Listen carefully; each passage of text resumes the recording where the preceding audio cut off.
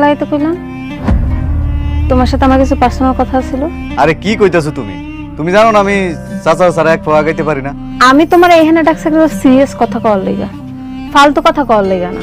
আচ্ছা ঠিক আছে কও, শুনি তোমার সিরিয়াস কথা।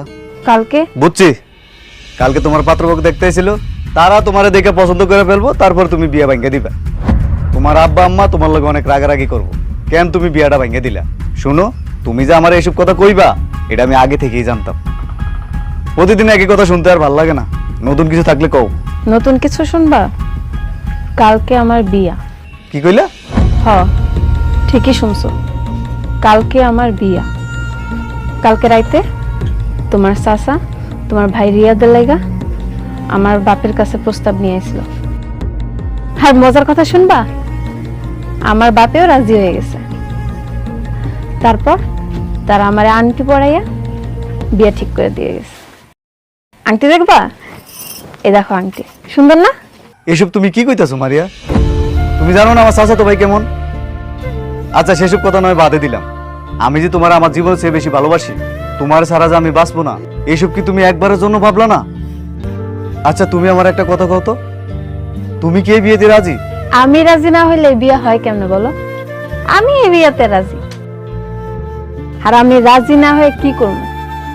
তোমার মতো একটা রাস্তার পোলারে বিয়ে করব, যার বাপ মার কোনো পরিচয় নাই, চাচা লাথি উষ্টা খাইয়ে বড় হয়েছে, যার নিজে থাকার একটা ঘর নাই, মানুষে বাড়ি বাড়ি গিয়ে থাকে, সেই রকম পোলারে আমি বিয়ে করব?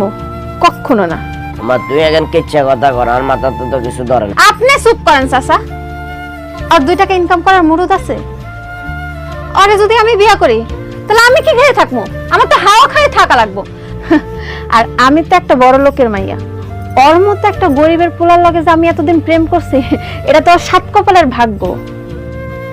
তোর মতো ফকিন্নির পোলারে বিয়ে করলে আমার সারা জীবন না খায় মারা লাগবো।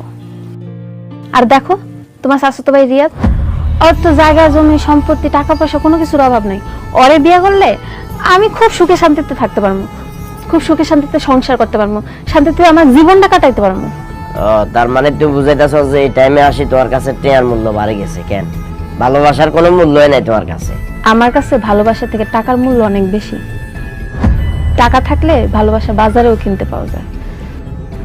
আমি চাইলেই এই বিয়েটা ভাঙতে পারতাম, কিন্তু আমি নিজে ইচ্ছা করে এই বিয়েটা ভাঙিনি। আমি নিজেই চাইছি আমার এই বিয়েটা হোক। আমি বিয়ে করলেই রিয়াদ আমার নামে 10 বিঘা জমি লিখে দিব। এই ফকিন্নির পোলার লেগে তো আমি এত বড় সুযোগ হাতছাড়া করতে পারি না।